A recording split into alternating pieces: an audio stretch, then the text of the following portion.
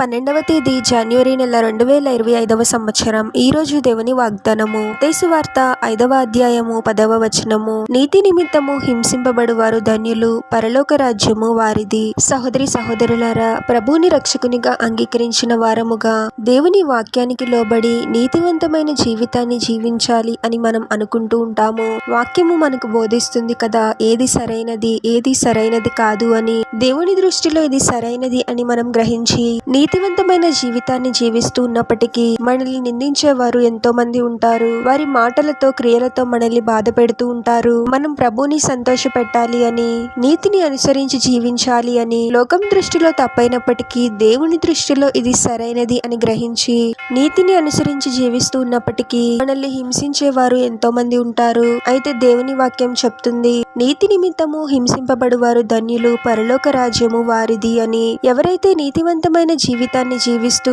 ఈ లోకం ద్వారా మనుషుల ద్వారా హింసింపబడుతూ ఉన్నప్పటికీ బాధపడాల్సిన అవసరం లేదు. అటువంటి వారిదే పరలోక రాజ్యము అని దేవుని వాక్యం చెప్తుంది. మన నీతిని, మన పరిశుద్ధతను, మనం చేసే నీతి క్రియలను మనుషులు గమనించకపోవచ్చు, మనల్ని హింసించవచ్చు, బాధ పెట్టవచ్చు. కానీ ప్రభువు తప్పకుండా మన నమ్మకత్వాన్ని చూస్తాడు. అటువంటి వారిదే పరలోక రాజ్యము అని గ్రహించాలి. ప్రార్థన. పరిశుద్ధుడవగు ప్రభువా, మీ పరిశుద్ధమైన పాదాలకు వేలాది వందనాలు, స్తుతులు, స్తోత్రాలు చెల్లించుకున్నాము తండ్రి.